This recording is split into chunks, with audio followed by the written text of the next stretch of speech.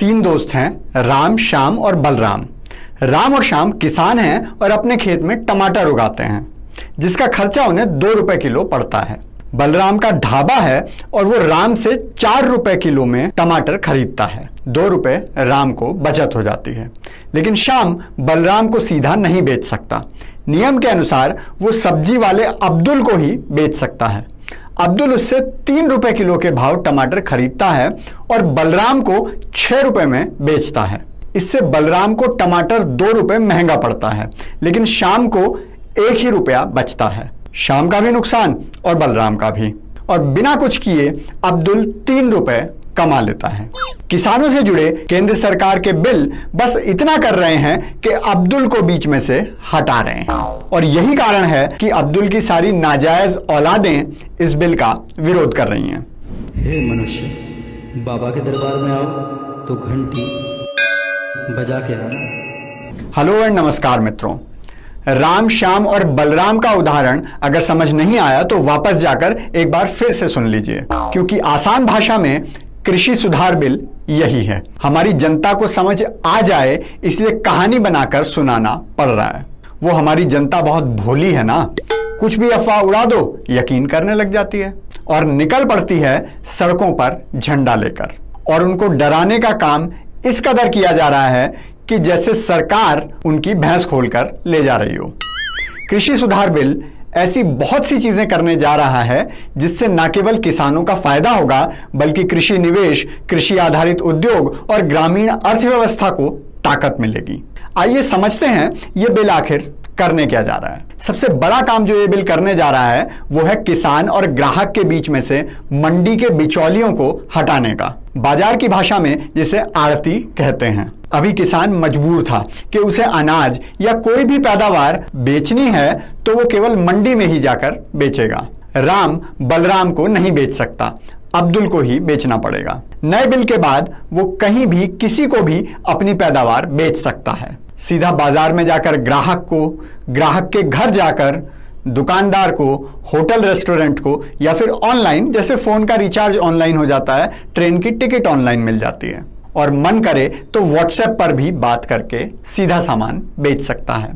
अब इसमें विपक्षी पार्टियों द्वारा जो सबसे बड़ा डर दिखाया जा रहा है वो है न्यूनतम समर्थन मूल्य यानी एमएसपी का। हिंदी में बोलें तो मिनिमम सपोर्ट प्राइस। किसान भाइयों को तो पता है, शहरी लोगों के लिए बता दूं कि मिनिमम सपोर्ट प्राइस सरकार द्वारा निर्धारित पैसा होता है जिससे कम भाव पर कोई अनाज किसान से नहीं खरीदा जा सकता। अब डर यह दिखाया जा रहा है कि सरकार बीच में नहीं रहेगी तो प्राइवेट व्यापारी एमएसपी से कम दाम में भी किसान को बेचने के लिए मजबूर कर सकते हैं। चलिए इसे एक उदाहरण से समझते हैं।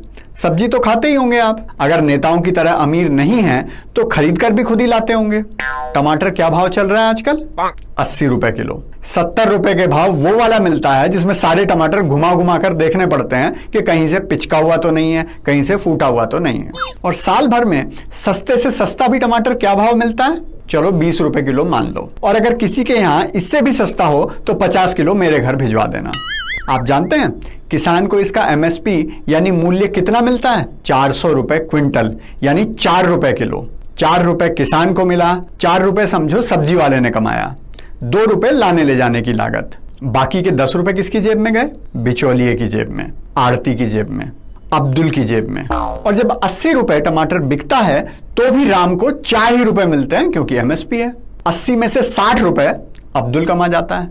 राम को अगर आजादी हो कि वो बलराम को 40 के भाव टमाटर बेच सकता है तो राम को 36 रुपए ज्यादा मिल जाएंगे, तो राम 36 रुपए ज्यादा कमा सकता है और बलराम को भी 40 रुपए की बचत हो जाएगी। लेकिन अब्दुल को यह पसंद नहीं, इसलिए वो विरोध कर रहा है और झूठ बोल बोल कर रहा है। सबसे एक मजे की बात तो यह है कि यह झूठ भी फैलाया जा रहा है कि एमएसपी को खत्म कर दिया जाएगा, जो कि बिल्कुल गलत है। एमएसपी रहेगी और सरकार ही उसे निर्धारित भी करेगी और सरकार फसल भी खरीदेगी।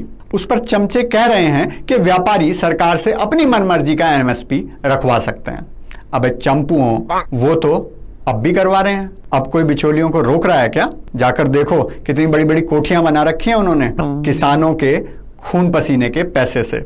इतना पैसा तो व्यापारियों के पास भी नहीं मिलता।